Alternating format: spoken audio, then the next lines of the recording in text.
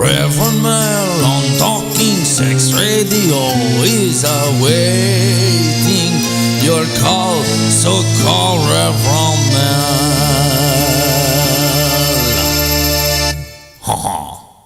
Welcome back. I had to get up because the internet, like I said earlier, is the fucking devil.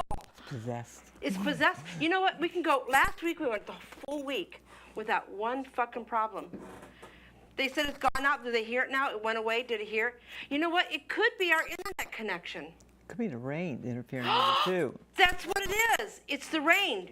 It is the rain. That's what it is. Because I know at the dungeon, we have the same problem. When it's a heavy rain, it just screws up the phone and the internet. That's what it is. Southern California doesn't know how to deal with rain. No. What is this wet stuff coming out of the sky?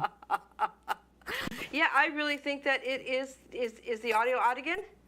I really think it's the rain. It's Mother Nature. It's not the devil. Oh, maybe it's good collaboration. Don't fuck with Mother Nature. So let's talk about. I want to talk about something. Okay, so what was it like the first time you went out as a woman, dressed in public? Let's find out. Well, the very first time, you know, you really felt conscious. I mean, I felt comfortable and I felt excited about it. But, you know, it's something that's, you don't know how other people are going to perceive you. And it's really important. Wait, one second. Are you getting audio? Yeah. Cameraman? I'm not getting. Mm-hmm. Where did I go? Oh, no, Joe. Never mind. It's, you know, and I've never been the type of person that, you know, felt like, you know, I wanted to be, everybody be pointing at or laughing at or anything like that. I'm very serious about, you know, myself and stuff. I know there's a lot of people who say, you know, oh, I don't care what other people think. Well, you know, I do. Yeah.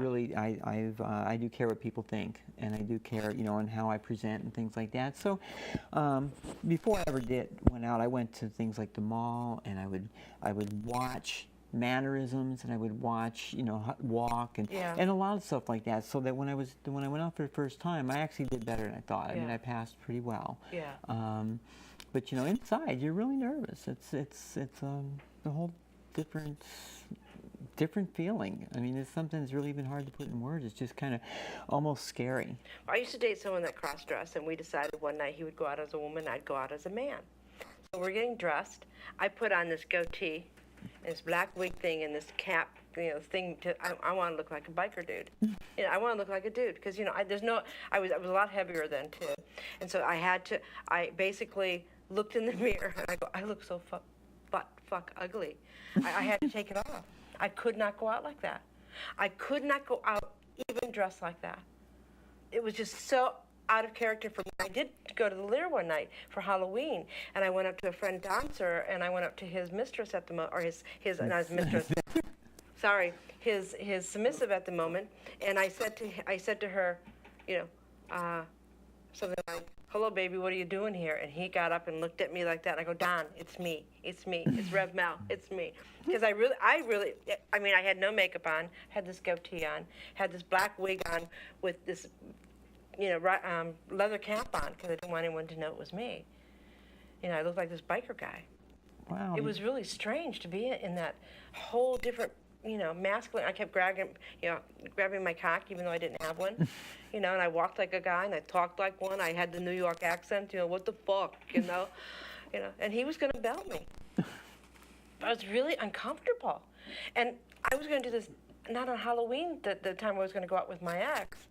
And I couldn't do it. We were going to go to a club that was a gay club. And I couldn't do it. Well, I went out to, I remember the first time I went out to a club, you know, probably the toughest thing was getting hit on, is because, you know,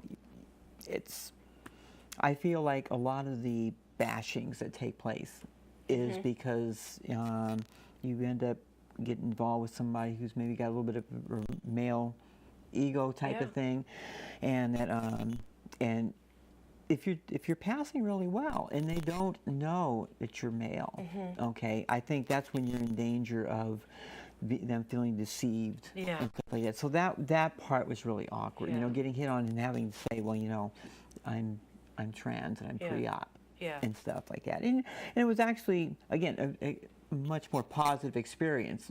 I never had anybody react violently to me. I've either had somebody say, "Oh, well, that's okay," or they would continue to talk, or they would just say, "Oh, well, thanks for telling me that's not what I'm into," and stuff. So I've always had positive experiences about being honest. Are you sexual with male or female? I'm bi. You're bi, so you're with both. How old were you when you lost your first? I don't know. It's not virginity. When you fucked your first person? Let's do it that way. Yeah. Again, my first experience with a female was when I was 17. Yeah. Okay. I think I was probably close to 35 when it was 35, 36, around there. It was right after I had started understanding, kind of coming to terms with my. So that was your first experience with a male? Yes. Wow, that's a big jump. Yeah. Well, too, is again, you got to remember too, most of that time I was in a position of living in denial. Yeah. Of this is, that I'm not. I mean, I can even remember about a year before that time, a close friend of mine telling me, well, you're probably bi, and I'm like, no. So you kind of, there's just that mental and thing. And I was raised Catholic, okay, and so I think part of that, the upbringing. I mean, my parents were very open with me and very open-minded and so on. My mom passed away when I was 17. Yeah. And my dad, he passed away in about 1990, I think it was. But they were. I never told. My mom was too. She passed away before I even knew where I was going with this. With my dad, I think he knew, because he gave me a gift of earrings and a necklace. So he knew. Yeah. But he had lung cancer, and I was afraid of saying, if I was mistaken, I didn't want to put any extra stress on him. So I was like, well, if he asks, I'll tell him. If he doesn't, then I won't. And so you basically you go to different universities and talk about this subject, don't you? And what is a lot of the conversations that you have, or what some of the students ask you? Well, actually, what I do is I've talked at UCLA and Cal State Long Beach and Occidental, and some of the classes are the sexuality classes, and some of them are sociology classes. And the sociology classes, what they're doing is they're bringing me in to talk about gender and BDSM. And with sociology, these students are going to be becoming social workers, working in hospitals and things like that. And they're curious to know not only about the gender, but about BDSM. How do you tell the difference between abuse and play and stuff? So it's a variety of things. But one of the things that I've, that I try to get through to some of the ones that are going to be going into therapy and stuff like that is that my transition went very smooth. And one of the reasons my transition went smooth is I was in the music business, and when I was a promoter and a manager, I mean, my hair's been long since high school. But here I was, still presenting male, and my fingernails were long. I had them painted black. I did eye makeup, dressed very androgynous and stuff.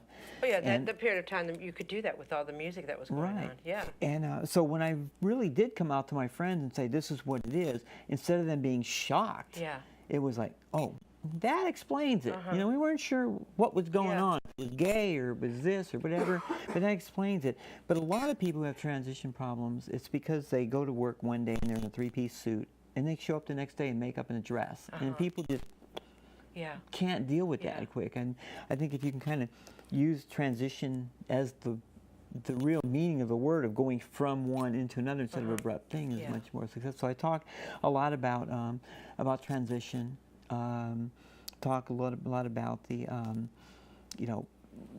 the differences that I've dealt with compared to most of the people in our lifestyle, and also a lot with their BDSM. I mean, they bring me in as a pro dom to discuss what the industry is about, what the scene is about. How did you start in BDSM? I mean, what was your very first? I mean, were you always geared toward being a dom?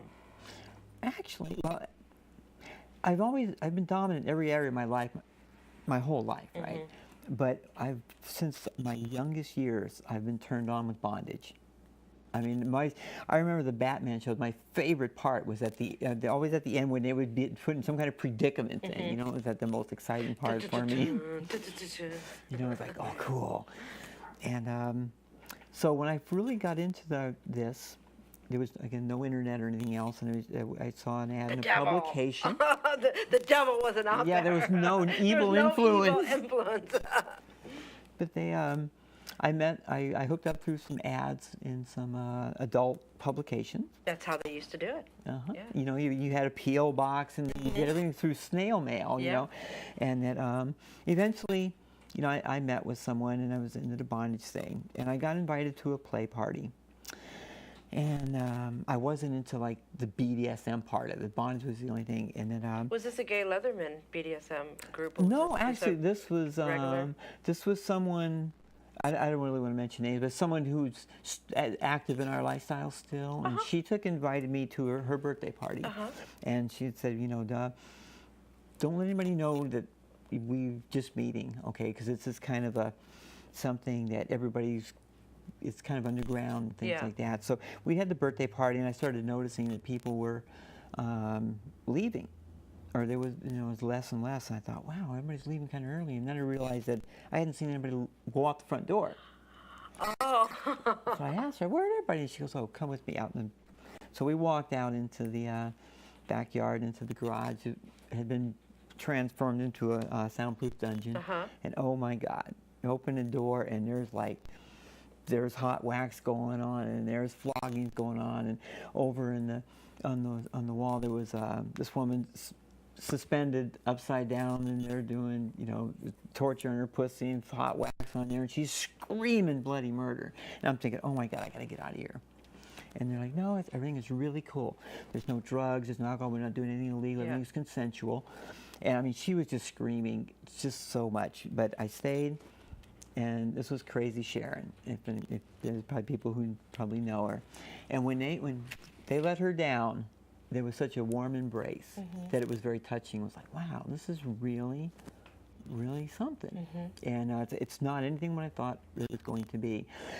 So I started going to Janice, and I started going to some of those things. And Janice here in Los Angeles? It was very, very small during that period of time. Yes. I mean, I think Guy Baldwin was one of the ones that was probably, you know, in the Janice group at that moment. Yes, and it was, so it was really interesting. I started going to a couple of parties, and that, again, had no inclination of wanting to do any of this stuff. And but for my birthday, at one of the parties, and they taught me doing a birthday spanking. And my concept of the spanking was not going to be a pleasant one, right? And they wanted to do one on you, or they wanted? No, they wanted to do one on me. And because I was just really new into the scene, and I thought, oh my gosh, you know, yes, I think it's spanking, bad, hurt, and it was a very erotic spanking. Yeah. I mean, it was a nice warm up with rubbing and caressing, and it was like, wow, this is really kind of neat. So that opened the floodgates. I took and started going to some more parties. I was Dom every other. This was my sub outlet, and I was happy being sub. I ended up being collared for 4 years. Wow. And stuff, and I enjoyed. So you started out as a sub. Wow, she went up the hard way. And yeah, for 4 years, collared, and collared wasn't just a collar. It was chain with the links closed that wouldn't come off around each wrist, and each ankle, and my neck, and 24/7 all the time. Wow. And stuff, and wow. I found my Dom side because the master that I was with at a party wanted to switch one night, and I thought, oh my God.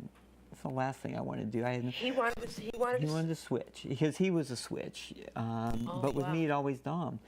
So we switched. I hear stories like that. And oh my God, that night I found where I really needed to be. I just enjoyed the top space. I thought, oh, this is it. And that was the last night. That was the last night he was my master. Wow. He subbed to me. And from then until this day, our scenes have all, whenever we've gotten together, he has been the bottom. And boy, that really changed the dynamic of your relationship. Like literally overnight. So a light bulb went off when you were doming. You were like, this is. You felt